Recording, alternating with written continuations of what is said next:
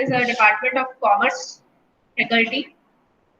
Today, I am presenting this topic first time with the Home Science Department, and I was very surprised to know that this topic is actually मुझे तो यही पता था कि हम अब तक सेविंग्स, कॉमर्स, टैक्स ये सब कॉमर्स में ही पढ़ते आ रहे हैं, पर जब मुझे पता पड़ा कि आपके सिलेबस में तो आई वाज वेरी सरप्राइज कि यूनिवर्सिटी ने इस टॉपिक को हमारे सिलेबस में होम साइंस डिपार्टमेंट में भी लिया है, क्योंकि कहीं ना कहीं माना गया है कि savings, investments, finance, personal finance और उसमें role of women is very important. इसीलिए वो आपके बीए, बीएससी इसमें भी इंक्लूड किया गया। तो सिलेबस में अगर कोई भी पार्ट इंक्लूड किया गया है तो इट मींस कहीं ना कहीं उसकी इंपॉर्टेंस है, कहीं ना कहीं उसकी रेलेवेंस है, इसीलिए वो इसमें इसका पार्ट है। सो as we all know, today's topic is we are here to understand about the savings and investment. तो सबसे पहले हमको समझना ये है कि सेविंग्स है क्या। हम घर में ये सबसे सुनते आते हैं, पैसे बचा लो, पैसे बचा लो, काम आएगा, सेव, ट्राई टू सेव। और ये दो कोटेशन हैं जो मेरे को अच्छे लगे कि आज आप पैसा बचाओ, कल आपको पैसा बचाएगा, ऐसा कहा जाता है। या आप आज ही से पैसे की बचत शुरुआत करें, या आज ही से बचत की शुरुआत करें। तो ये जो बचत, ये जो सेविंग्स, ये हम बोलते आते हैं या हमारे घर में बोलते आते हैं, ऐसा क्यों कहा जाता है? जब हम बचपन से सेविंग सेविंग सेविंग सुन रहे हैं तो what is the need of this saving, और ये सेविंग है क्या? अब सेविंग को पढ़ने से पहले आप इस पिक्चर को देखिए। इस पिक्चर में एक छोटी सी बच्ची है, ये बच्ची तो फिर भी बड़ी है, मेरी 3 साल की बच्ची है, उनके पास भी ऐसा एक पिगी बैंक है और उनको कहीं से भी घर में कहीं पे भी कोई सिक्का मिलता है ना, वो कॉइन उठा के इस पिगी बैंक में डाल देती है और वो कहती है कि हमारे पिगी में हम सेव करते हैं, जिसमें शायद उनको सेविंग का मतलब ही नहीं पता अभी कि सेव क्यों करते हैं, सेविंग होती क्या है। पर उनको ये पता है कि अगर हमें किसी ने भी कोई पैसे दिए हैं या कोई सिक्का उनके हाथ में है तो इसमें डाल दें। तो इसका मतलब बचत करना तो हमको बचपन से ही सिखा दिया जाता है। मैं 3 साल के बच्चे का एग्जांपल दे रही हूँ लाइव अपने घर का, और ये जो पिक्चर में है ये शायद थोड़ा बड़ा बच्चा है, 7-8 साल का। इसका मतलब सेविंग तो हमको बचपन से ही हमारे खून में डाल दी जाती है कि you have to save, you have to put your money in this piggy bank. हर घर में मैंने देखा बच्चे के पास गुल्लक होता है, चाहे वो प्लास्टिक का हो चाहे वो मिट्टी का हो, पर वो गुल्लक होता है और उसमें उसको सिखाया जाता है कि इसमें बचाओ, जब इसमें बहुत बड़ा अमाउंट हो जाएगा तो हम आपको ये दिलाकर देंगे इस पैसे। तो इट मींस हमारे इंडियंस में ये ब्लड में डाल दिया जाता है सिंस स्टार्टिंग कि पैसे बचाने चाहिए या यू हैव टू सेव। ठीक है, अब इस सेविंग की कंसेप्चुअल डेफिनेशन की बात करें तो सेविंग वो पोर्शन है हमारी इनकम का जो हम खर्च नहीं करते, which we do not spend on the expenditure, which we keep aside for a future use। मतलब हम उसको इमीडिएटली नहीं खर्च करके आने वाले टाइम के लिए खर्च करने के लिए जो पैसा साइड करते हैं उसको हम सेविंग्स कहते हैं। ठीक है, अब सेविंग्स के कुछ थंब रूल्स होते हैं। वो थंब रूल्स ये है कि हम ये मानते हैं इनकम में से जो एक्सपेंडिचर गया, जो बच गया, वो सेविंग। ऐसा ही होता है, मेरी तनख्वाह 50,000 है, 50,000 में से आई स्पेंड 35,000, जो 15,000 बच गए वो मेरी इस महीने की सेविंग है, ऐसा हम कहते हैं, राइट? बट एक्चुअली ये रूल होता ही नहीं है। रूल ये होता है जो आपकी डिस्पोजेबल इनकम होती है उसमें से पहले सेविंग्स असाइड करिए और उसके बाद जो बच जाए वो खर्च करें। ये करेक्ट रूल होता है, बट हम एक्चुअली फॉलो ये करते हैं नीचे वाला जो गलत है और जो सही है वो हम फॉलो नहीं करते। But the thumb rule is जो आप कमाते हैं पहले उसमें से 10-20% जो आपकी सेविंग्स है वो सेविंग्स अलग कर लीजिए और उसके बाद उसको खर्च करिए जो बच गया, और जो नीचे वाला है वो कंसेप्चुअली रॉन्ग है। अब मैं यहाँ पे सिर्फ सेविंग्स की बात कर रही हूँ और वो सेविंग्स पैसे से रिलेटेड ही बात कर रही हूँ। बट जिस स्टेज पे आप हैं उस स्टेज पे अभी आप कमाते तो नहीं है, ये मुझे पता है। तो खाली कमाने के पे जो पैसा आता है यानी जो इनकम आती है उसमें से बचाना इज नॉट सेविंग। सेविंग वो भी है, आप में से बहुत सारे लोग ऐसे हैं जो शॉपिंग के लिए नहीं जाते, कहीं गए हैं, पॉकेट में पैसे हैं 500 रुपए, कहीं पे by one get one offer है, कहीं पे कोई सेल है 20-30% ऑफ मिल रहा है, और आप वो आइटम खरीद लाते हो जो शायद आपको कभी साल भर तक तो आप उसको अलमारी में झांकते भी नहीं हो, पर आप उस पर खर्चा कर, तो वो अननेसेसरी एक्सपेंडिचर है। अगर आप वो नहीं करेंगे तो वो भी आपकी सेविंग। तो मेरा ये मानना है और ये रूल भी है कि अगर आपको 1 साल 1.5 साल तक अगर कोई चीज अलमारी में लेके आप रख रहे हैं and you are not using that product, तो इट मीन्स आपने कहीं ना कहीं वो अननेसेसरी एक्सपेंडिचर किया है, आप वो पैसा सेव कर सकते थे। इसका मतलब आपको उस प्रोडक्ट की जरूरत नहीं थी, that was not your requirement, still you invested, you spend that money on that product सिर्फ अलमारी में रखने। अलमारी में रखने से वो प्रोडक्ट बेकार ही पड़ा है, किसी के काम नहीं आ रहा, आपने देखा जाए तो अपनी वैल्यू ऑफ मनी भी डिग्रेड कर दी, उस पैसे को वहां ब्लॉक कर दिया। दूसरा, सेविंग का एक तरीका ये भी होता है, जो लोग कमाते नहीं है वो ऐसे भी सेव कर सकते हैं। हम बहुत सारी चीजें खरीदते हैं और जब आप चीज खरीदने जाते हो तो वो जो बेच रहा होता है सेलर, वो आपको बहुत सारे फीचर्स दिखाता है उस प्रोडक्ट में। इसमें वाईफाई भी है, इसमें ब्लूटूथ भी चल जाएगा, इसमें एफएम भी चल जाएगा मैडम, इसमें स्क्रीन शेयर भी हो जाएगी। जब अगर एलईडी खरीदने जाते हैं तो वो इस तरीके के फीचर्स बताता है। मुझे एक बात बताओ कि जितने फीचर्स आप ले रहे हो उतने एड ऑन करने के लिए आपने उतना पैसा दिया होगा उस प्रोडक्ट को खरीदने के लिए। मेरे को याद है, मैंने आज से शायद 10 years बैक वो डीवीडी प्लेयर्स चले थे पतले वाले पीसीआर जैसे, हमने वो खरीदा था और जब हम वो खरीदने गए थे तो वो नॉर्मली वो 3,000 का था सैमसंग का। उसने हमें एक फीचर बताया कि इसमें अगर ये लीड लगा दो एफएम की तो इसमें मैडम एफएम भी चलेगा, और उस एफएम का फीचर ऐड होते ही वो डीवीडी प्लेयर 3600 रुपए का हो गया था। यानी 3,000 की चीज 3600 की खरीदी हमने, और मुझे नहीं ध्यान पिछले 10 साल में उस डीवीडी प्लेयर पे मैंने कभी एफएम चलाया। तो एक्चुअली वो 600 रुपए वो मैंने अननेसेसरी एक्सपेंडिचर कर दिया, मैं वो सेव कर सकती थी। मैं नहीं, ऐसे हम बहुत सारी चीजों पे सेव कर सकते हैं। If you are not using the feature of that particular product, या आपको लगता है कि वो फीचर मेरे काम का नहीं है, तो उस फीचर को एडिशनल परचेज करने के लिए आप क्यों अननेसेसरी एक्सपेंडिचर कर रहे हो? आप वैसे भी सेविंग कर सकते हो, आप होम मैनेजर्स बनेंगे आगे जाके। इसलिए मैं आपको इस तरीके से सेविंग बताना चाह रही हूँ कि अगर कोई चीज हमारे यूज की नहीं है तो उस पे भी अगर आप पैसा नहीं खर्चेंगे तो वो भी आपकी सेविंग। और तीसरा, हम सब इंडियंस हैं और हम चीजों को रीयूज करते हैं तो वो भी हमारी सेविंग्स है। अगर आप किसी पर्टिकुलर प्रोडक्ट जो पहले किसी और यूज में आ रहा था और अब आप उसका दूसरा यूज कर रहे हैं क्योंकि जो उसका ओरिजिनल यूज है वो खत्म हो गया है या अब वो उस काम में नहीं आएगा, तो आप उसको अगर कहीं, जैसे फॉर एग्जाम्पल, बहुत छोटा सा एग्जाम्पल दे रही हूँ, डाइनिंग टेबल का कवर, अगर वो साइड से फट गया है और आप नया डाइनिंग टेबल का कवर ले आएंगे तो इट इज नॉट नेसेसरी कि आप उसको फेंक दें। मेरे को लगता है उसको एज अ प्लास्टिक शीट आप कहीं और बिछाने के काम में ले सकते हैं, तो वो भी तो सेविंग है। अगर आप कहीं और प्लास्टिक शीट बिछाने के लिए नई खरीद के लाते तो पैसे खर्च कर रहे होते, पर आपने पुराने डाइनिंग टेबल को कवर को बिछाने में यूज कर लिया और वहां नया लगा लिया, तो that is also a saving.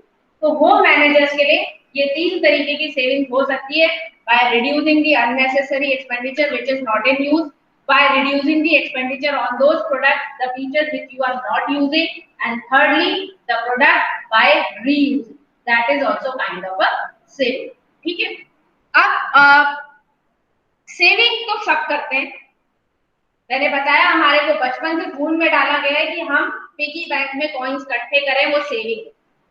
पर वो सेविंग को इन्वेस्टमेंट क्यों करना है या सेविंग को इन्वेस्टमेंट क्यों बनाना है, वो क्या, ऐसा क्या जरूरत है कि हम इन्वेस्टमेंट करें और उस इन्वेस्टमेंट से क्या होगा वो जानना बहुत जरूरी है। अब जब हम सेविंग्स करते हैं तो वो सेविंग्स कभी भी हमारे गोल्स को अचीव करने में हेल्पफुल नहीं। एक एग्जांपल दे रही हूँ मैं आपको, मुझे नए नोट इकट्ठे करने का बहुत शौक, और आज से करीब 13 ईयर्स पहले मेरे फादर ने मुझे 5 रुपए के नोट की नई गड्डी ला के दी। 5 रुपए के नए नोट मीन्स 5 रुपीज, उसमें 100 नोट होते हैं, 500 रुपए दिए थे। इसका मतलब आज से 13 साल पहले। वो गड्डी आज भी मेरी ड्रॉअर में पड़ी है, वैसी 500, मतलब वो 500 रुपए पड़े। अगर वो 500 रुपए में, वो सेविंग ही है ना मेरी, अलग से पड़ी है, कभी खर्च तो मैंने की नहीं। 500 रुपए की अगर मैं एफडी कराती 13 साल पहले, तो 5 साल में एफडी में पैसा डबल हो जाता है इंटरेस्ट के साथ। तो 500 के 1000 हो गए होते। उस 5 साल के बाद उस 1000 की फिर एक एफडी कराती तो 2000 हो गए होते। और आज 13 साल, 3 साल और ले लें तो ऑन एन एवरेज वो मेरे पास अभी 2400 रुपए होते। और आज वो 2023 तो नहीं है, वो सिर्फ 500 रुपए ही है मेरे घर के ड्रॉअर में पड़े। तो इट मीन्स मैंने वैल्यू ऑफ मनी डिग्रेड कर दी by not investing that, by only saving. अब वैल्यू ऑफ मनी कैसे डिग्रेड हो गई ये भी बता देती हूँ आपको। पहले जो चीज 500 रुपए की आती थी वो तो आज 500 की आती नहीं, इन्फ्लेशन इतना बढ़ गया है। दूध की रेट की कॉस्ट की बात करें तो पहले दूध आता था 16 रुपए किलो। 16 भी चलो आपको लग रहा है कि मैम पता नहीं कौन से जमाने की बात कर रही है, जब मैं भी सुनती कोई कहता है 2 रुपए किलो घी आता था तो लगता था ऐसे ही बोल रहे हैं। पर 135 का 1 किलो घी तो मैंने खरीदा है। तो मुझे याद है, मतलब मेरी बहुत बहुत आप में और मेरे बहुत ज्यादा एज डिफरेंस तो नहीं है, बट फिर भी मैं बता रही हूँ कि मैंने 135 रुपए किलो घी भी खरीदा है और 22 रुपए किलो दूध भी खरीदा है। बट नाउ दैट 22 रुपए किलो वाला दूध इज 44 रुपीज केजी, और वो 135 रुपए वाला वही मिल्क फूड या सरस का घी आज की तारीख में 430 रुपए का आता है। तो अब वहां से कैलकुलेट करो, 4 टाइम्स हो गया। पर आपका पैसा तो 4 टाइम्स हुआ ही नहीं, क्योंकि आपने सेविंग्स को भी इन्वेस्टमेंट किया ही नहीं। तो इट मींस आपने वैल्यू ऑफ मनी डिग्रेड कर दी। जो चीज पहले 500 की आती थी, आप उस 500 को ऐसी जगह तो रखते कि वो 23 तो हो जाती, और वो चीज 4 गुना हो गई। आप उसको खरीदने की कैपेबिलिटी रखते हो, पर आपने वो किया नहीं। वो करने का मतलब है कि you are doing investment. Investment क्या है? आप आज का अपनी असेट का कुछ पोर्शन इस तरीके से डिप्लॉय करते हैं कि वो पैसा आपके लिए काम करता है। It makes money for you. तो बेसिकली इन्वेस्टमेंट वो है कि आप अपने पैसे को इस तरीके से अलोकेट करते हैं कि वो आपको कुछ रिटर्न कमा के देता है, वो आपको कुछ पैसे कमा के देता है। अब बेसिकली इन्वेस्टमेंट सीधे सीधे शब्दों में जो नीचे नीली लाइन लिखी है ना, ये मेरी लिखी हुई है। बाकी सारी कहीं बुक्स की, किसी इंटरनेट से डेफिनेशन ली हुई होगी, और जो नीचे की है वो मेरी है। It is a sacrifice of present needs to fulfil the future needs. मतलब हम आज की कुछ इच्छाओं को मारकर अपनी फ्यूचर की इच्छाएं पूरी करना चाहते हैं, वो इन्वेस्टमेंट। अब इसका एक एग्जांपल अगर मैं आपको दूं, मेरी इनकम 50,000 रुपए महीना है, 30,000 तो मेरा खर्चा हो जाता है, बचते हैं 20,000। एक तरीका तो ये है कि मैं वो 20-20 हजार रुपए मंथली सेव करूं, because I have a plan after 10 years I want to buy a Honda City. Honda City कितने की आती है भाई? 11 लाख की है तो आती होगी 11-12 लाख की। तो अगर मुझे आज से 10 साल बाद 12 लाख रुपए इकट्ठे करने हैं, तो हर महीने अगर 20,000 बचाऊंगी तो साल के कितने होते हैं? 12 महीने इंटू 20,000, 2,40,000। 2,40,000 इंटू 10 साल करें, तब जाके मेरे पास कुछ पैसे बचेंगे। या 6 साल बाद मुझे होंडा सिटी लेनी है तो उतने पैसे जोड़ने पड़ेंगे। बट एक्चुअली मैं वो 20,000 बचा कब रही हूँ? अगर मुझे, किसको अच्छा नहीं लगता रोज जाके WTP में मूवी देखना? किसको अच्छा नहीं लगता रोज रेस्टोरेंट में जाके खाना खाना और 5,000 का बिल देना? I will enjoy. मुझे खाना नहीं बनाना पड़ेगा, मैं रेस्टोरेंट में रोज जाके खाना खा सकती हूँ, 5,000 का बिल दे सकती हूँ। किसको नहीं अच्छा लगता हर साल, हर 2 साल में मोबाइल रिप्लेस करना? पर वो आज की इच्छा है, that is the current wish, जो मैं आज सेक्रीफाइस करूंगी कि नहीं यार, एक मोबाइल 2 साल चला सकते हैं। रोज डिनर करने की बजाय महीने में 2 बार डिनर करने जा सकते हैं। रोज मूवी देखने की बजाय 1 बार महीने में मूवी बाहर देख सकते हैं, बाकी पैसे सेव कर सकते हैं। तो इट मीन्स कहीं ना कहीं मैं आज अपनी इच्छा को सैक्रिफाइस कर रही हूँ। क्यों? क्योंकि मुझे 10 साल बाद या 6 साल बाद जो मेरा होंडा सिटी लेने का फाइनेंशियल गोल है, उसको पूरा करना है। तो आज की नीड सैक्रिफाइस कर रहे हो, तभी फ्यूचर की नीड फुलफिल कर पाओगे। That is investment. And that is practical. आप किसी भी एग्जाम्पल पे लेके देख लो, ये फिट बैठे, ठीक है। तो दिस इज बेसिकली इन्वेस्टमेंट। अब ये एक वीडियो है, आपको समझाने के लिए मैंने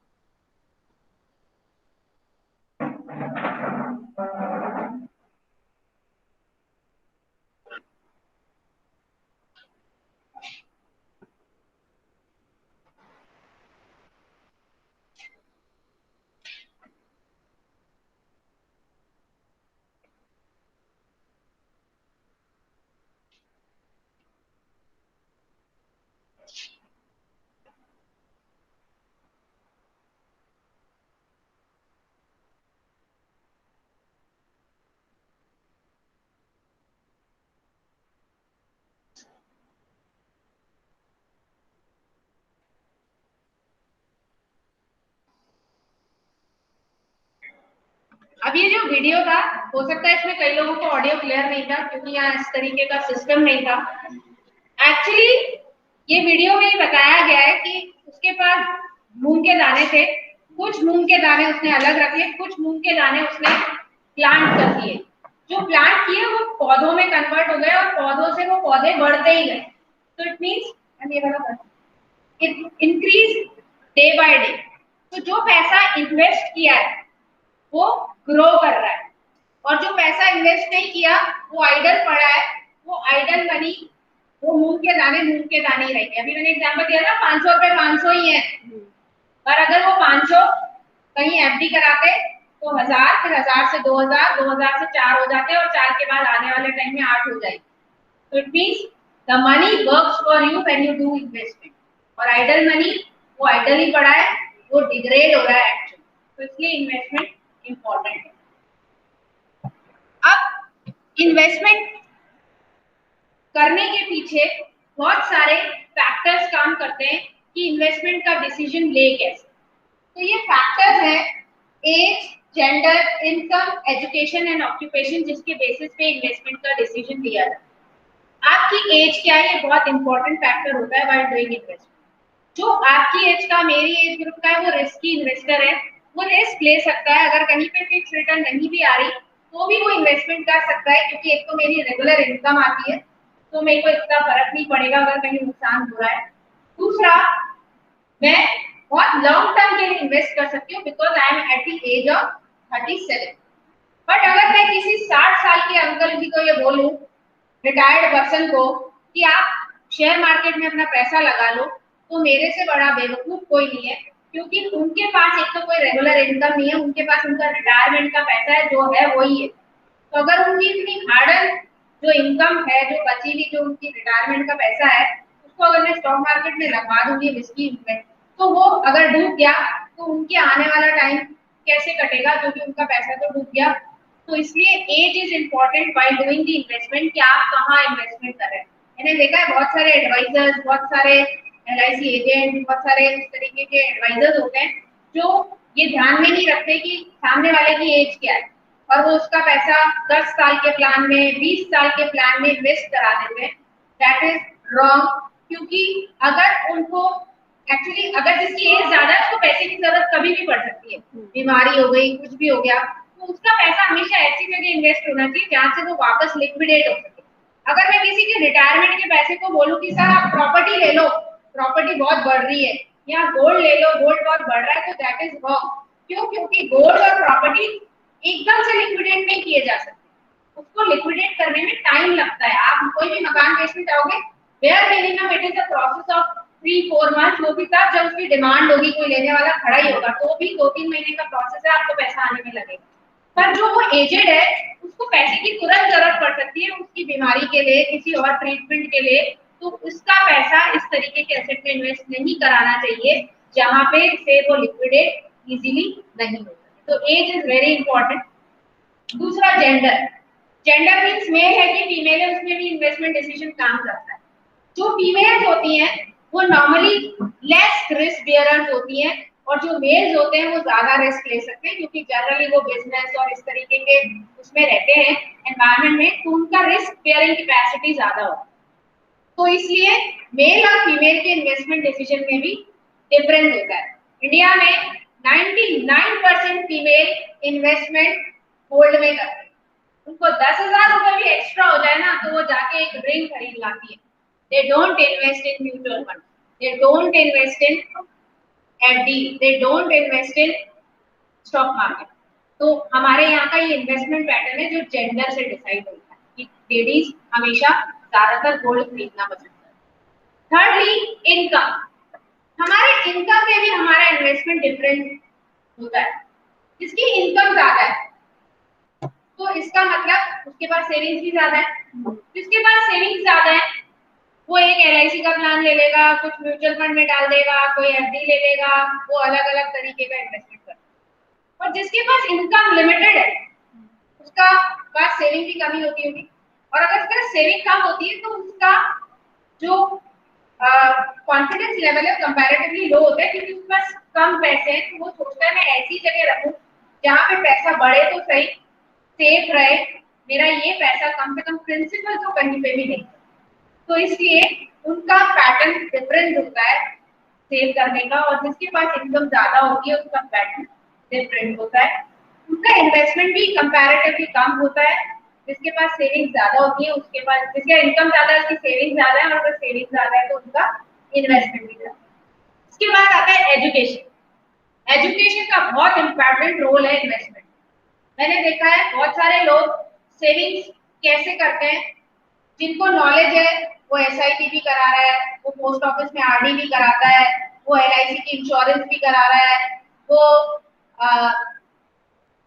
PPF भी अकाउंट है उसके पास सुकन्या, ये सारे जो मैं ऑप्शंस ले रही हूँ मैं अभी बताऊंगी कि क्या होते हैं। तो उनको नॉलेज है तो वो अपना पैसा इस तरीके से इन्वेस्ट करते हैं, बट जिनको नॉलेज नहीं है वो पैसा ऐसे भी इन्वेस्ट करते हैं। मैं किसी से एक दिन मिली थी, वो बोल रहे थे कि मेरे पास जो पैसे बचते हैं उसकी मैंने एक लॉटरी डाल रखी है। लॉटरी डालना क्या है, बेसिकली हम 8 जने हैं आपस में, हम सब हर महीने 10,000 रुपए बचाते हैं, तो हमने एक लॉटरी डाल दी, 10,000 रुपए महीने की 80,000 रुपए इकट्ठे होंगे। आपको जरूरत है इस बार 80,000 आप ले लो, अगले महीने फिर सब 10,000 देंगे, इस बार आपको जरूरत है आप 80,000 ले लो। इन दिस केस हम आठों को आपस में एक दूसरे को जानते हैं और ट्रस्ट करती है। मैं कहती हूँ कोई एक भी जना 80,000 लेने के बाद अपने 10,000 नहीं दे तो क्या कर लोगे आप? कहाँ जाओगे? कौन सी कंप्लेन करोगे? मार भी नहीं सकते किसी को पैसे के लिए, अब बताओ क्या करोगे? और मार भी दोगे तो पैसा तो वापस आएगा नहीं। तो ये लैक ऑफ नॉलेज है कि लोग लॉटरी डालते हैं, और मैंने बहुत लोगों को देखा है जिसमें लॉटरी का पैसा डूब जाता है इन द सेंस जिसने पहले लॉटरी ले ली वो अब अपनी इंस्टॉलमेंट देने को राजी नहीं। तो ये लैक ऑफ नॉलेज है जिसके कारण पैसा तो था, सेविंग्स भी थी, but right choice of investment नहीं थी, इसलिए आपका पैसा आपके लिए काम नहीं किया और वो सेविंग्स बेकार। तो इसलिए knowledge is very important while doing the investment. और लास्टली होता है ऑक्यूपेशन। ऑक्यूपेशन टू ऑक्यूपेशन भी हमारी जो सेविंग्स होती है, इन्वेस्टमेंट का पैटर्न होता है वो वेरी करता है। जैसे जो नॉर्मली सर्विस क्लास होते हैं जो जॉब कर रहे हैं उन सबके पास PPF अकाउंट होता है। तो ये हमारा पैटर्न है कि मेरा ऑक्यूपेशन ही ऐसा है कि मैं जॉब कर रही हूँ, जो जॉब वाले होते हैं उन सबके पास PPF अकाउंट जरूर होता है। वो चाहे आप यही कह लो कि हम देखा देखी खुलाते हैं, अच्छा मैम आपका है मैं भी खुलवाया थी वहां जाके PNB अकाउंट, अच्छा मैम आपने RD करा रखी है मैं भी RD करा लेती। तो कहीं ना कहीं इन्वेस्टमेंट में हर्ड बिहेवियर काम करता है। हर्ड बिहेवियर मतलब भेड़ चाल कि अच्छा आपका है तो मैम मैं भी करा लेती हूँ, आपकी SIP है मैं भी करा लेती हूँ, मैम आपके पास इंश्योरेंस का प्लान है कितने प्लान है 2 मैं भी करा लूँ। तो कहीं ना कहीं ऑक्यूपेशन से हमारे फाइनेंशियल डिसीजन इफेक्टेड हो। तो ये फैक्टर्स है जो हमारे इन्वेस्टमेंट डिसीजन को इफेक्ट करते हैं। अब ये मैं आपको बाद में बताती हूँ। इसके बाद ये इन्वेस्टमेंट करना क्यों चाहिए? मैं इतनी देर से बोल रही हूँ इन्वेस्टमेंट करो, सेविंग करो, पैसे बचाओ, फिर उसको कहीं पे लगाओ, फिर बाद में मिलेंगे, करते क्यों है? कुछ तो मिलता होगा इससे तभी तो कर रहे हैं। तो बेसिकली इसकी नीड क्या है? फर्स्ट है ग्रो वेल्थ, आपका पैसा बढ़ता है। अभी मैंने बताया मूंग के दाने थे, उसका प्लांट लगाया, एक प्लांट से दो, दो से चार, चार से आठ, आठ से 10। तो बेसिकली अगर आपको अपने पैसे को ग्रो करना है, you want to grow your wealth, there is a need of investment. दूसरा, अर्न्स बेटर रिटर्न, अच्छे रिटर्न्स के लिए इन्वेस्टमेंट जरूरी है, अदरवाइज आपका पैसा डिग्रेड होगा, your value of money, your purchasing power will degrade. So if you want to grow your money, you have to invest. Next is financial freedom. आपको अगर अपने पैसे से फ्रीडम चाहिए, मींस आपको फाइनेंशियल डिसीजंस के लिए किसी पे डिपेंडेंट नहीं होना, तो आप सेविंग करिए, सेविंग करके उसको इन्वेस्ट करिए। इन्वेस्ट करने का जब वो पैसा ग्रो हो जाएगा तो आपके पास आपका खुद का पैसा है खर्च करने के लिए, आप किसी पे डिपेंडेंट नहीं हो। मैं कहती हूँ आप 500 रुपए से एक महीने की आरडी करा लीजिए, रेकरिंग डिपॉजिट या एसआई। आप 500 रुपए महीना करके जोड़ेंगे तो साल भर में 6000 जोड़ते हैं। और मेरे को लगता है हाउस वाइफ के लिए भी 500 निकालना कोई बड़ी बात नहीं, वो कैसे भी 500 तो निकाल ही लेती है, इतना तो वी कैन इजीली मैनेज। तो जब हम 6000 रुपए साल के निकाल रहे हैं, और मैं कहती हूँ आपने वो एसआईपी 5 साल की कराई है, तो 6 5 30 यानी 30,000 हो गए। 30,000 पे कुछ तो रिटर्न आएगा, बेयर मिनिमम भी माने तो वो 30 के 35 हो जाएंगे।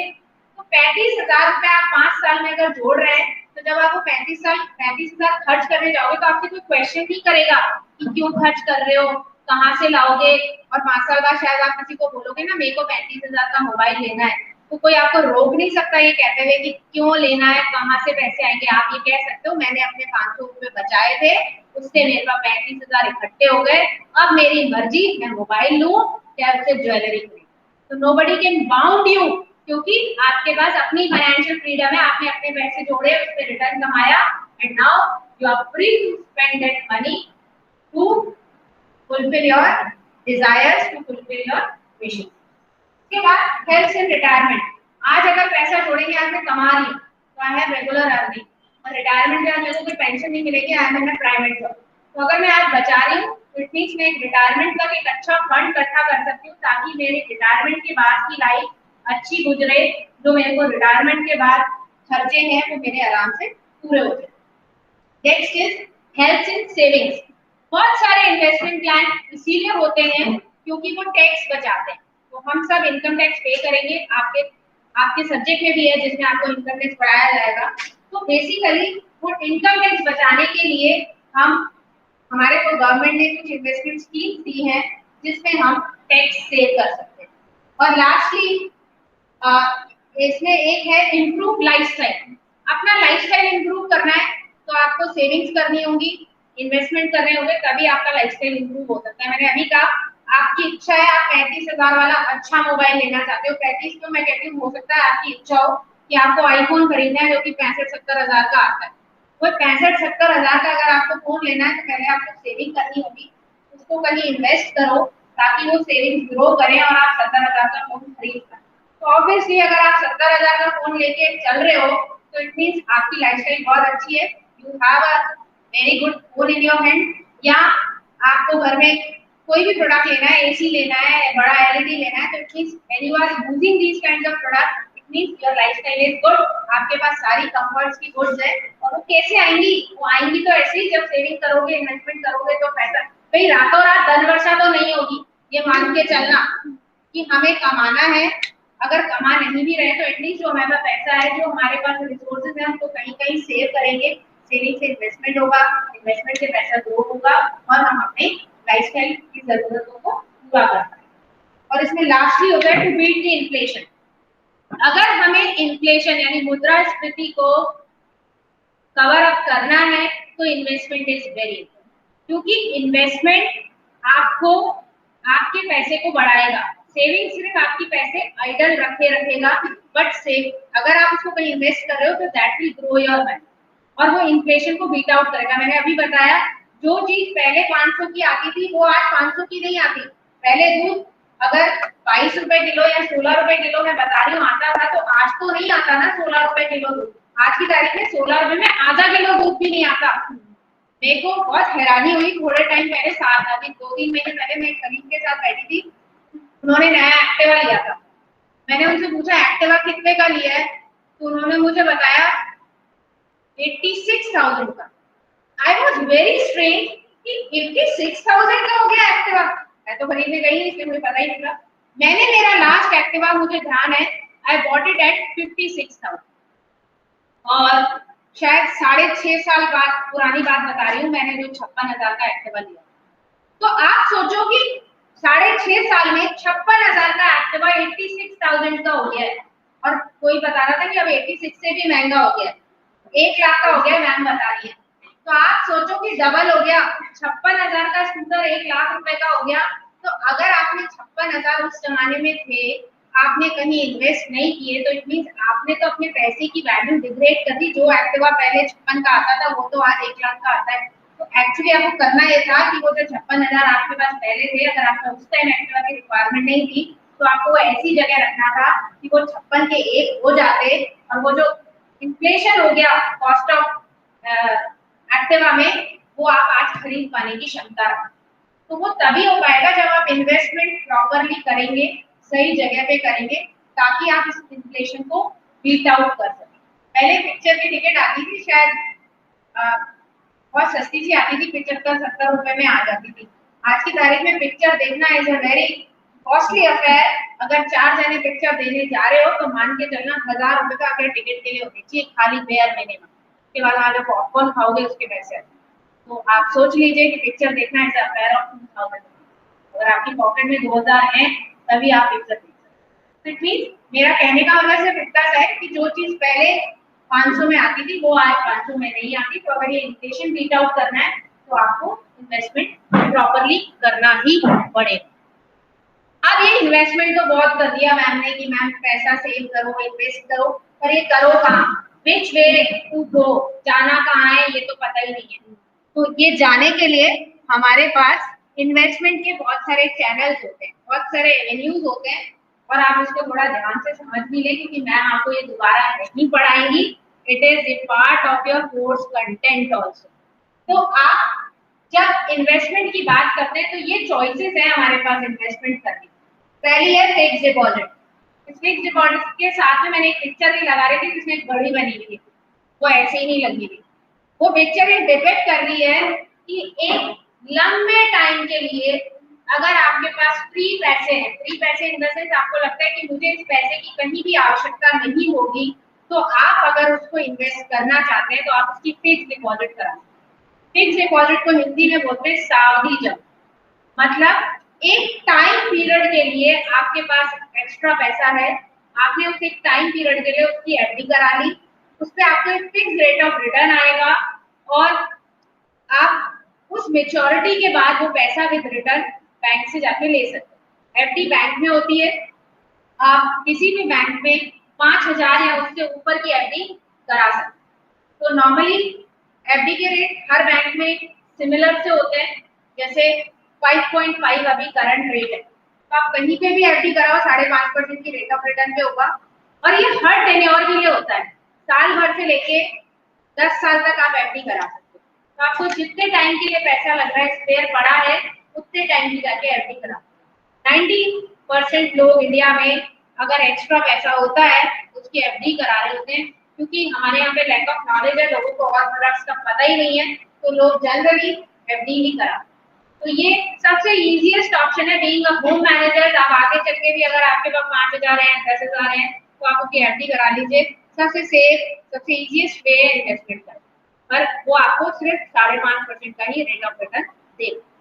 इसके बाद पोस्ट ऑफिस सेविंग स्कीम्स आती है बहुत सारी, जो आपको इन्वेस्टमेंट के बहुत सारे एवेन्यूज देती है, बहुत सारे चैनल देती है। पोस्ट ऑफिस तो आप सब जानते हैं, आपके सबके एरिया में एक पोस्ट ऑफिस होगा। तो पोस्ट ऑफिस जब जाते हैं तो लोग पूछते हैं पैसे जमा कराने, कहाँ कराने। फिर एक्चुअली क्या होता है, वहाँ पे जो सामने आदमी बैठा होता है वो जैसे आपको गाइड कर दे आप वैसे इन्वेस्टमेंट करा देते। पर एक्चुअली आपको खुद को नॉलेज होनी चाहिए कि इनमें से मेरे लिए क्या सूटेबल है, मेरे को पैसा कहाँ डालना। इसमें सबसे पहले मैंने लिखा है टर्म डिपॉजिट। टर्म डिपॉजिट मतलब वही सावधि जमा है कि एक टाइम पीरियड के लिए आपके पास पैसा एक्स्ट्रा है, आपने 1 साल का, 2 साल का, 3 साल का टर्म डिपॉजिट करा।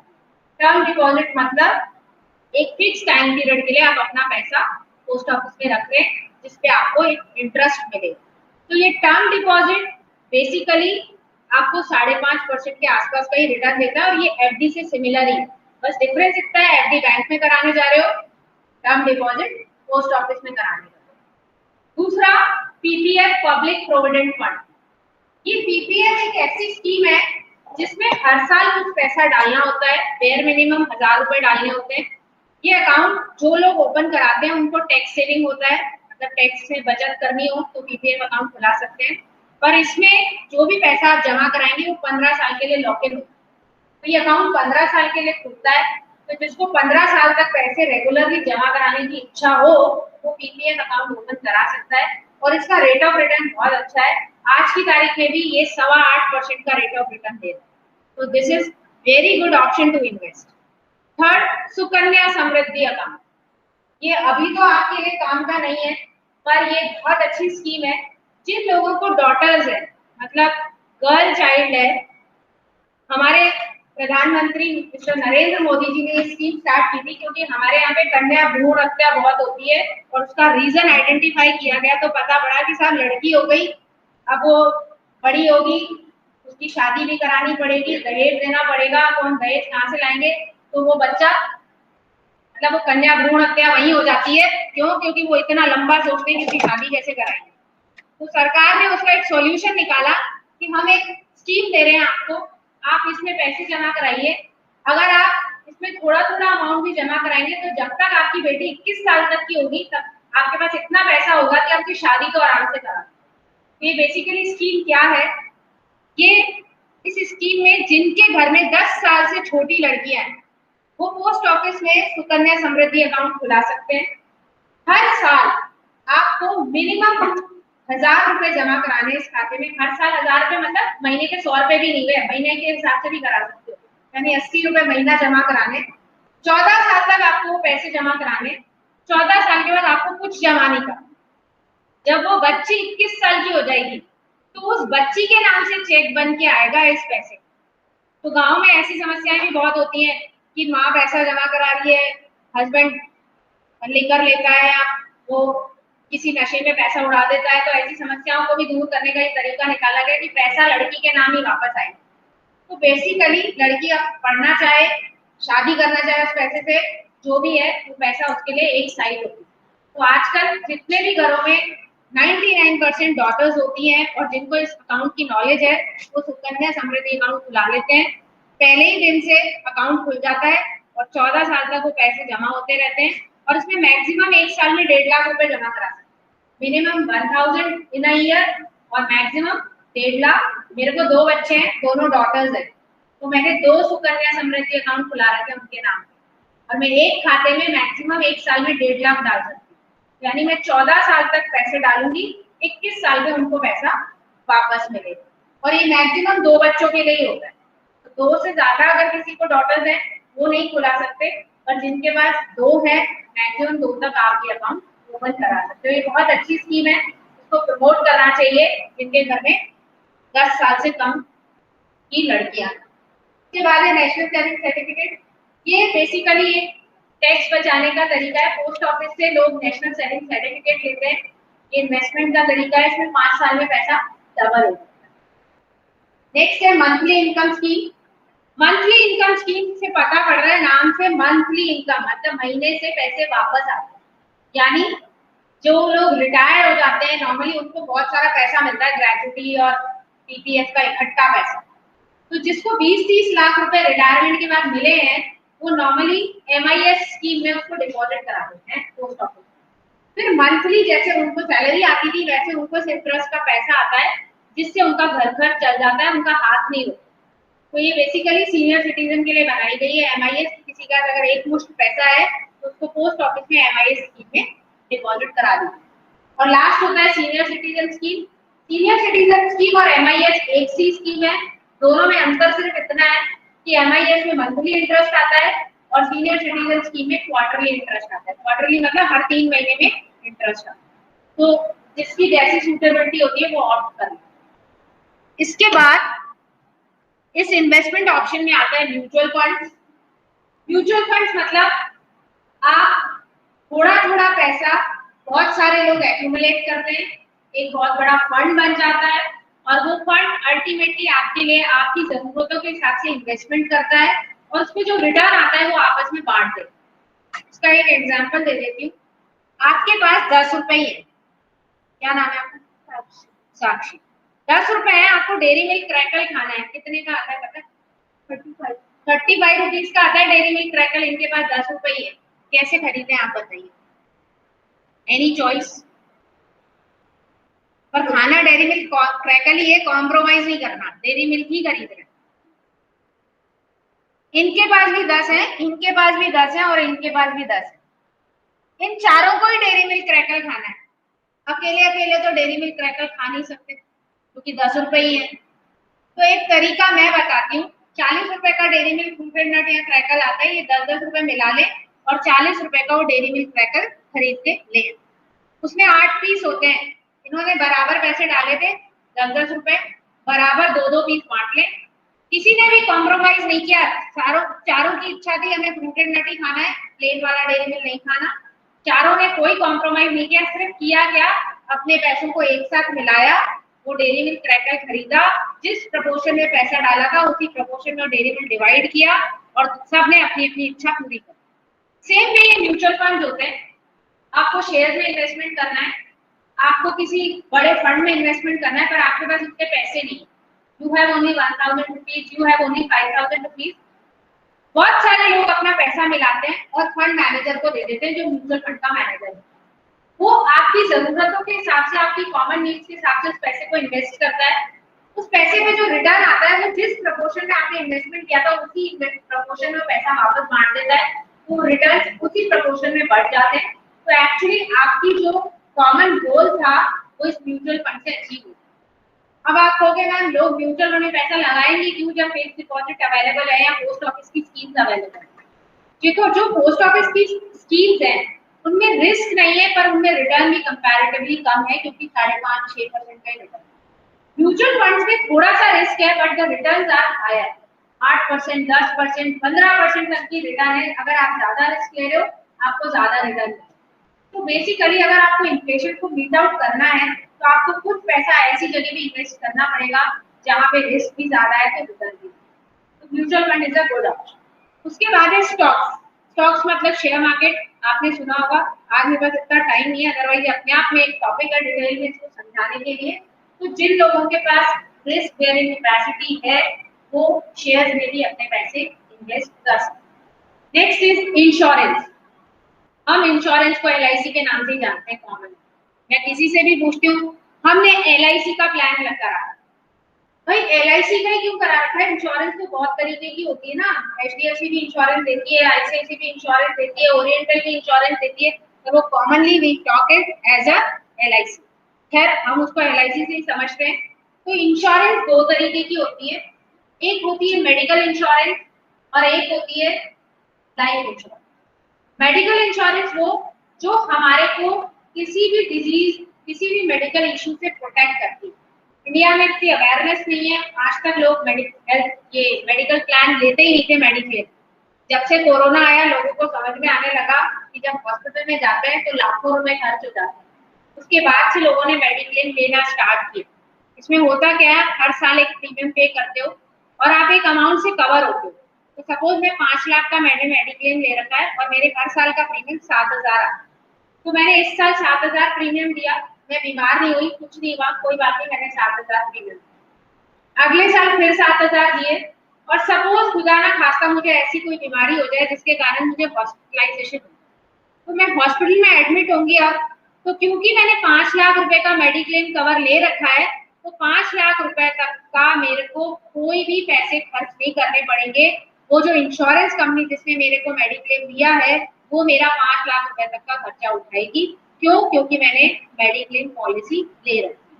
मेडिक्लेम पॉलिसी करानी चाहिए लोगों को। एक बार लगता है जब पहले साल मेरे 7,000 खर्च हुआ, मैं बीमार नहीं हुई, तो मेरे को एंड ये जरूर लगा होगा कि यार 7,000 बेकार करती है, बीमार तो मैं हुई नहीं, कंपनी से तो कुछ लिया ही नहीं। तो कोई भी बीमार नहीं होना चाहता, पर खुदा ना खास्ता अगर हो जाती तो 5 लाख रुपए मेरी पॉकेट से भी तो लगते।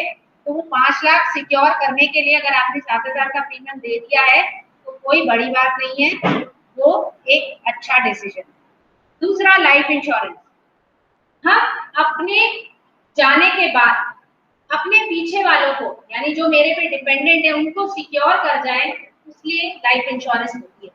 आप लोगों ने अगर LIC का एड देखा हो तो उसमें आता है जिंदगी के साथ भी जिंदगी के बाद भी, कोई ऐसा बोलता है, कभी समझा है इसका मतलब क्या है? सपोज एक घर में जो अर्निंग मेंबर है वो किसी एक्सीडेंटल डेथ या किसी और बीमारी के कारण उसकी डेथ हो जाती है, तो आप सोचो उस घर में वही एक कमाने वाला व्यक्ति था जिससे पूरा घर चल रहा था, उसके बच्चों की फीस जा रही थी, उसके घर में जो भी राशन पानी सब कुछ ग्रॉसरी उसके पैसों से ही आता। अब वो आदमी अगर चला गया तो अब उसके घर में इनकम सोर्स क्या है? कुछ भी नहीं। पर अगर उस आदमी ने इंश्योरेंस करा रखी थी, फॉर एग्जाम्पल उसने 20 लाख की इंश्योरेंस करा रखी थी, तो उसके जाने के बाद उसके नॉमिनी को 20 लाख रुपए मिलेंगे।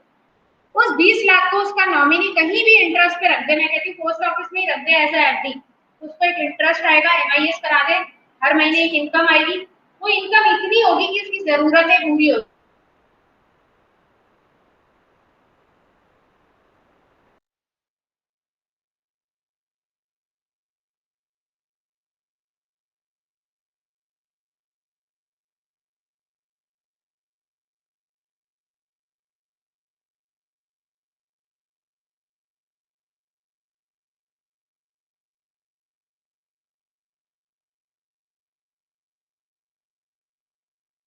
तो कुछ हो जाता है, कोई भी नहीं चाहता कि फैमिली मेंबर को कुछ हो, पर फिर भी फॉर फाइनेंशियल सिक्योरिटी हमें इंश्योरेंस करानी चाहिए। और इंश्योरेंस कितनी होनी चाहिए, इसके पीछे भी एक रूल होता है। जो मेरी ईयर इनकम है, मतलब सपोज मैं एक साल में मेरे को 2.5 लाख रुपए तनख्वाह मिलती है, तो उसकी 10 गुना इंश्योरेंस होनी चाहिए। यानी अगर मैं 2.5 लाख साल के कमाती हूँ तो मेरी 25 लाख की इंश्योरेंस होनी चाहिए, तो अगर कल को मेरे को कुछ हो जाए तो मेरे घर वालों को 25 लाख रुपए मिलेंगे। और उस 25 लाख को अगर आप इंटरेस्ट पे रख दो तो ऑन एन एवरेज वो इतना उनको मिल जाएगा जितना उनको मेरे से वैसे भी मंथली मिलता हो। This is how insurance works. तो एक इंश्योरेंस हमेशा घर में होनी चाहिए। और आप आने वाले टाइम में जब घर गृहस्थी संभालोगे तो आपको ये पता होना चाहिए कि जिस घर में आप रह रहे हो, हस्बैंड वाइफ बच्चे, तो आपके घर में इतनी इंश्योरेंस है कि नहीं है वो आपको खुद को भी पता नहीं। और एक प्रॉब्लम और है इंडिया में कि हम फीमेल्स हैं, आधे से ज्यादा फीमेल्स ये कहती है हमें तो कुछ पता नहीं, हमारे हस्बैंड को पता, हमें तो कुछ पता नहीं, हमारे घर में जो जेंट्स हैं वही देखते हैं। तो दिस इज वेरी रॉन्ग। आप चाहे नौकरी करें चाहे नहीं करें, पर आपको ये पता होना चाहिए कि आपके घर में जो उतना भी पैसा इन्वेस्ट हो रहा है वो कहाँ हो रहा है। आपको पता है इंडिया में कितना 15% पैसा ऐसा आइडल पड़ा है जिसका कोई क्लेमेंट ही नहीं है।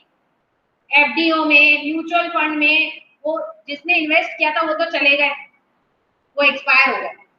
जिसको नॉमिनी करके गए थे उसको तो बता के ही नहीं गए कि तेरे नाम पे इतना नॉमिनेशन था, उसने कभी क्लेम ही नहीं किया। वो पैसा डेड अकाउंट्स में पड़ा है। This is the real fact कि लोगों को पता ही नहीं होता कि मेरे पीछे कितना पैसा पड़ा। और अभी कुछ टाइम पहले, मैं 1.5-2 महीने पहले हमारे पास एक ऐसा केस आया था कि किसी ने हमको एक मतलब वो गांव का एड्रेस दिया हुआ था, वो रहते जयपुर में, वो गांव से एक स्टेटमेंट लाए। वो स्टेटमेंट एक म्यूचुअल फंड का स्टेटमेंट था। जब उस स्टेटमेंट से हमने निकलवाया तो उसमें 9 लाख रुपए निकले। मतलब किसी ने इन्वेस्ट किया था, इतने सालों से वो इन्वेस्टमेंट हुआ था और जिनके नाम पे वो इन्वेस्टमेंट था वो अंकल तो पता नहीं कितने साल पहले गुजर गए, और वो 10 लाख 9 लाख रुपए उनके बेटों के नाम पे नॉमिनेशन था और बेटों को पता ही नहीं। तो जब वो स्टेटमेंट निकला तब उससे वो पैसा पता पड़ा कि इन्वेस्टमेंट था, और वो 9 लाख रुपए फिर उनके जो बेटे थे उन्होंने वो क्लेम उठाया और उन्होंने आपस में डिवाइड। तो इसलिए एक ये रूल होना चाहिए कि जब आप इन्वेस्टमेंट कर रहे हैं तो उसको कहीं लिखें, एटलीस्ट किसी को बताएं नहीं तो कहीं लिखिए जरूर। और दूसरा, उसमें एक प्रॉपर नॉमिनेशन करें। क्लेमेंट इसलिए भी नहीं है क्योंकि लोग नॉमिनी नहीं बनाते, और जब नॉमिनी नहीं बनाते तो लीगल हायरर्स को वो क्लेम करना होता है। और लीगल हायरर, सपोज किसी घर में 3 बेटे हैं, उन 3 बेटों में आपस में इतना झगड़ा है कि लीगल हायरर बनेगा कौन, वो पैसा लेने जाएगा कौन, तो वो पैसा खड्डे में ही चला जाता है। एक्चुअली जिसका हार्ड अर्न इनकम होती है वो पैसा किसी के काम नहीं आता। तो इसलिए इन्वेस्टमेंट का एक थंब रूल होता है कि इन्वेस्टमेंट कहीं लिखना चाहिए, कहीं कॉन्फिडेंशियल लिखना चाहिए पर लिखना चाहिए। और दूसरा, उसमें नॉमिनेशन जरूर होती है। क्योंकि अगर आप नॉमिनी नहीं करेंगे तो आपके जाने के वो पैसा किसी के काम का नहीं रहेगा, इसलिए नॉमिनेशन जरूर होनी चाहिए। इसके बाद इन्वेस्टमेंट ऑप्शन आता है प्रीशियस मेटल्स। इसमें हम बहुत धुरंधर हैं इंडियंस, हम ज्यादातर पैसा गोल्ड सिल्वर डायमंड इसी में इन्वेस्ट करना चाहते हैं, तो ये बताने की बहुत डिटेल में जरूरत नहीं है, पर ये समझ लें कि जो भी इन्वेस्टमेंट आप कर रहे हैं उसका कुछ पोर्शन ही गोल्ड में करना चाहिए, क्योंकि गोल्ड इजीली लिक्विडेट नहीं होता। और ऐसा रियल एस्टेट का गोल्ड में इन्वेस्ट करने वालों ने बहुत अच्छे से परखा लॉकडाउन के दौरान। बहुत सारे लोग हैं जिन्होंने अपना मेजर पैसा या तो प्रॉपर्टी में या गोल्ड सिल्वर डायमंड में इन्वेस्ट कर रखा था, और लॉकडाउन में लोगों की स्थिति ऐसी हो गई थी, जैसे सपोज को स्कूल में पढ़ाता है, तो जो लोग स्कूल में पढ़ा रहे थे स्कूल्स में सैलरी देना ही बंद कर दी टीचर्स को, प्राइवेट स्कूल वालों ने, कईयों ने जॉब से ही हटा दिया। तो भाई उनके घर में अगर जो इनकम आती थी उसमें से एक सैलरी तो आ ही नहीं रही लॉकडाउन के दौरान, उनका घर का खर्चा कैसे चले, और जो उनकी सेविंग्स थी वो सारी तो गोल्ड में इन्वेस्ट हो गई। तो आपको गोल्ड तो उस टाइम तो दुकानें भी नहीं खुल रही, कहाँ बेचने जाओगे। और मैं कहती हूँ चलो दुकानें खुल भी रही थी तो आप उसको बेच नहीं सकते इतनी आसानी से, ये ट्रू फैक्ट है। आपने 1 लाख रुपए की कोई ज्वेलरी ली है, मैं एग्जांपल ले रही हूँ, जो बैंगल मुझे पहनी थी 1 लाख की है, मैं मान रही मैंने 1 लाख की खरीदी, आज की वैल्यू में कहती हूँ 1.5 लाख रुपए की है।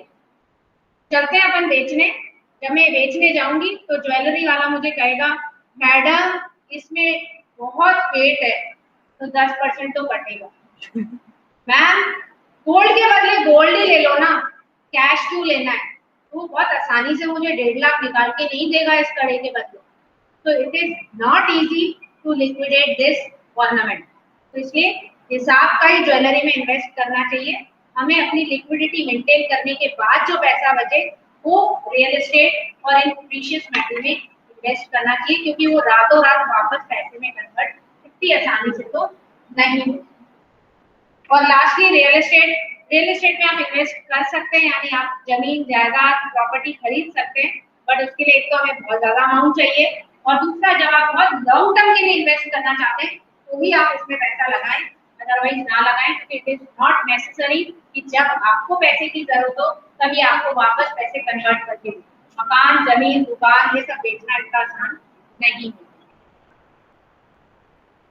इसके बाद एट लास्ट मैंने आपके लिए वीडियो डाला था, मैं प्ले कर रही हूँ, हो सकता है इसकी आवाज आ जाए। मतलब ये एक्चुअली तो इन्वेस्टमेंट से रिलेटेड नहीं है, पर ये एक बार आप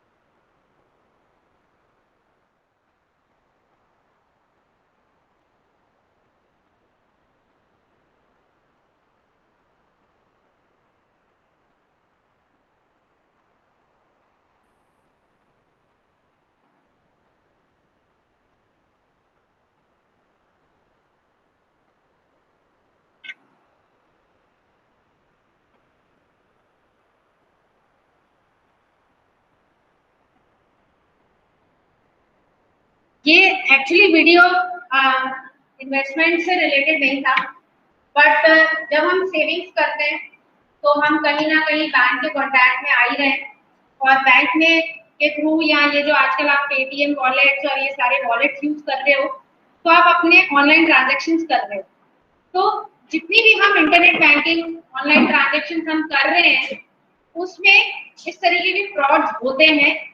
उन फ्रॉड्स से बचने के लिए हमें इन सब बातों का ध्यान रखना चाहिए कि हमें अपने ओटीपी अपने सीवीवी नंबर किसी भी तरीके का मोबाइल पे कोई लिंक आता है उस पर क्लिक नहीं करना है, किसी भी तरीके का फेक मेल आता है आपको उस पर क्लिक नहीं करना, क्योंकि उससे सारा बैंक अकाउंट क्लियर हो जाता है और जैसे आप लोग केवाईसी अपडेट कर रहे हैं, कहीं पे आधार नंबर दे रहे हैं, तो कोशिश करिए कि आप जो भी आधार के लिए आधार की फोटोकॉपी या पैन कार्ड की फोटोकॉपी दे रहे हैं, उसपे आप लिख के दीजिए फॉर दिस यूज और नीचे साइन करके दीजिए, तो उसका मिसयूज नहीं हो पाएगा।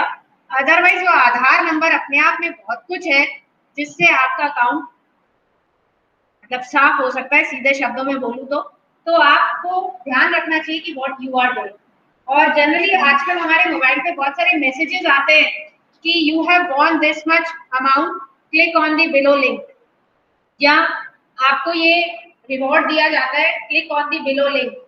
तो मैं आपको बहुत क्लियर सजेशन दे रही हूँ कि किसी भी लिंक पे अगर आपने क्लिक कर दिया ना, खाली क्लिक करना मात्र काफी है आपको अपना पूरा मोबाइल हैक करा दे।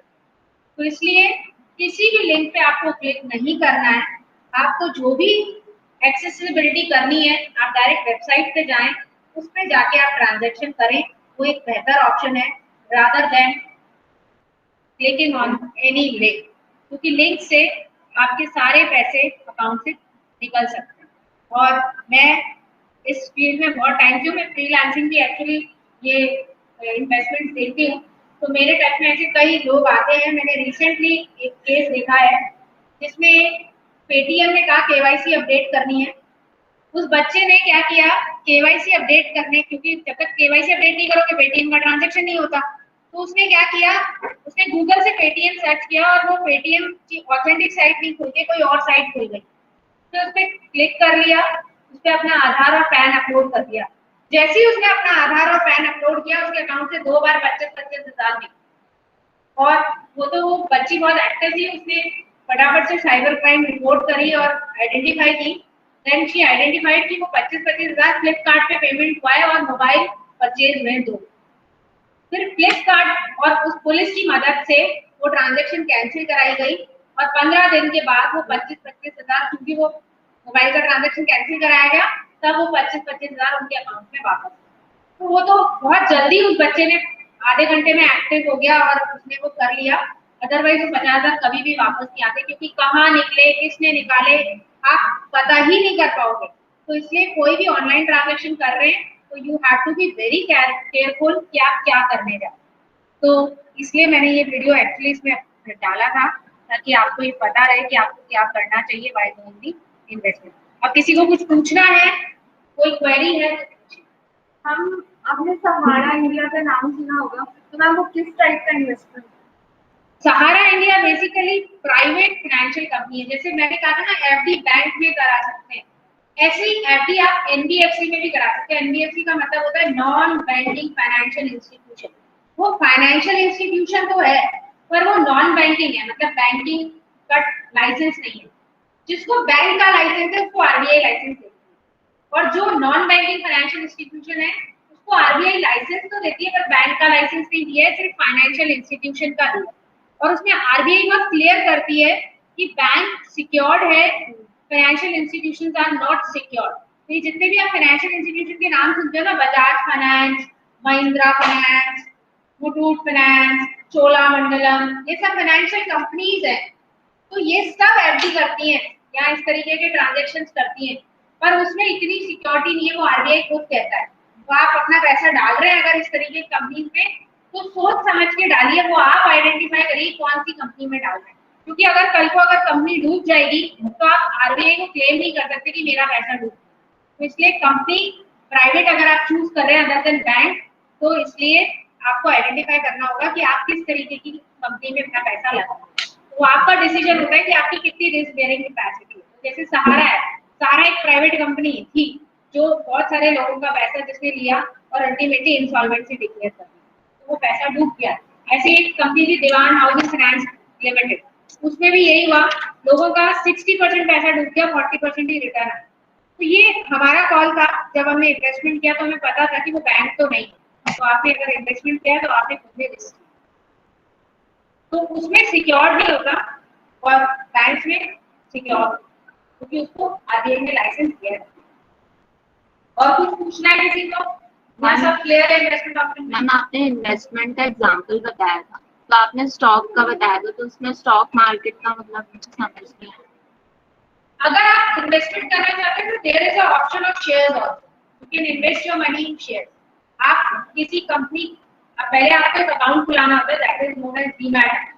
मतलब आप पहले जो एक्सचेंजेस है, मतलब स्टॉक एक्सचेंज है जैसे बीएसई और एनएसई, नेशनल स्टॉक एक्सचेंज और बॉम्बे स्टॉक एक्सचेंज, उसका मेंबर बनना। और उसका मेंबर बनने के लिए आपको डीमैट अकाउंट खुलाना है। जैसे हम सेविंग अकाउंट खुलाते हैं, करंट अकाउंट खुलाते हैं, वैसे हम डीमैट अकाउंट भी खुलाते हैं। फिर उस डीमैट अकाउंट के थ्रू हम शेयर्स खरीदते हैं। तो सपोज रिलायंस का एक शेयर 1000 रुपए का है and you want to buy a share of Reliance, तो आप 1000 से एक शेयर ले सकते हो रिलायंस का। और उसमें रिस्क है, रिलायंस का शेयर हो सकता है 1100 का हो जाए, हो सकता है 900 का हो। तो अगर आपकी इतनी रिस्क कैपेसिटी है कि आप 100 रुपए का लॉस बर्दाश्त कर सकते हो, तो आप शेयर्स खरीदोगे। और अगर आप अपना प्रिंसिपल कहीं भी नहीं खोना चाहते, तो you will never invest in shares. तो शेयर्स में रिस्क फैक्टर बहुत ज्यादा है, क्योंकि उसका मार्केट प्राइस हर सेकंड्स में चेंज होता है। अभी मैं 1000 बोल रही हूँ, थोड़ी देर पहले हो सकता है 990 था, और हो सकता है अभी 980 हो, और थोड़ी देर बाद हो सकता है 1100। So it means shares are very risky investment. So those who have very high risk bearing capacity, they can invest in the share.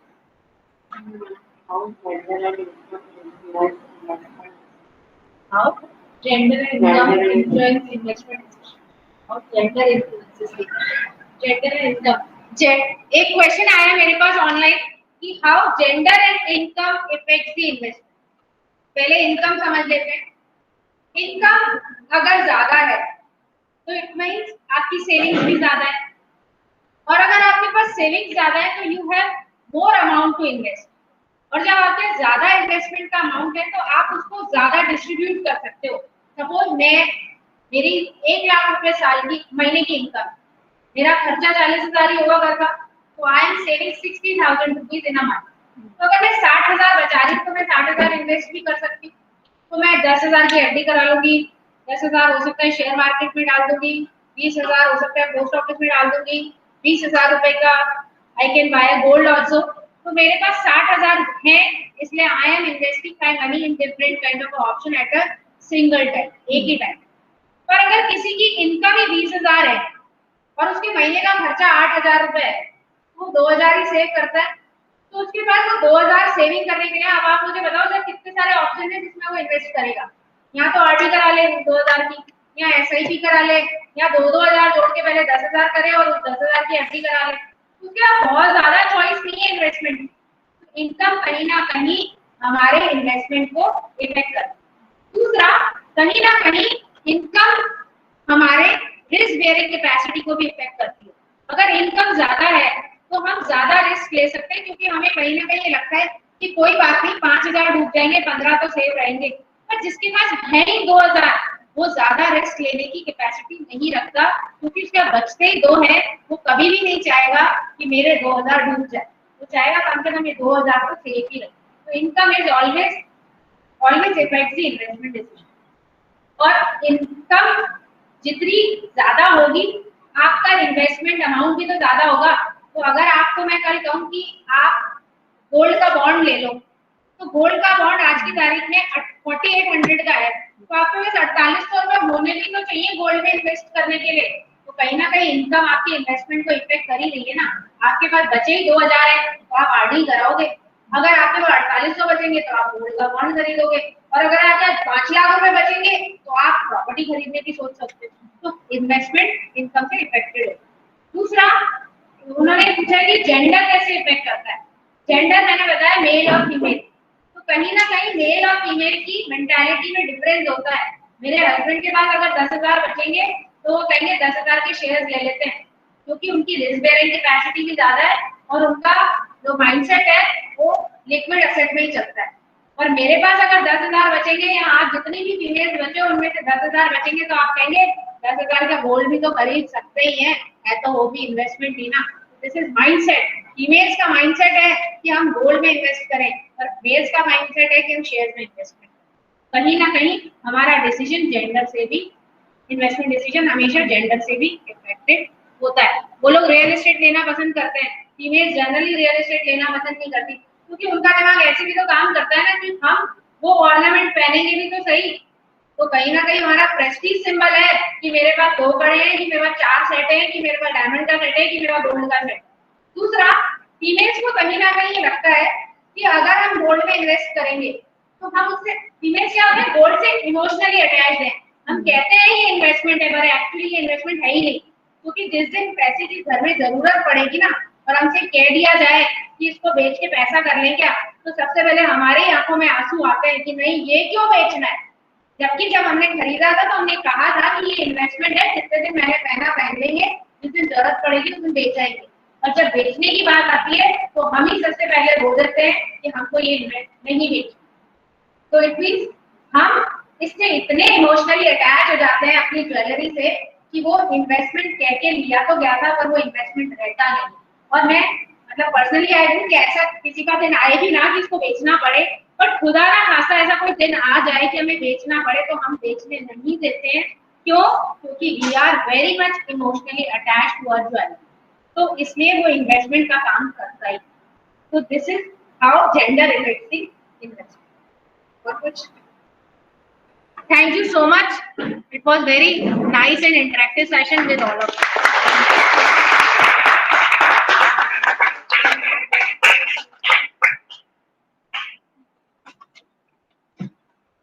Thank you, Bharti ma'am. And it was very interesting and insightful.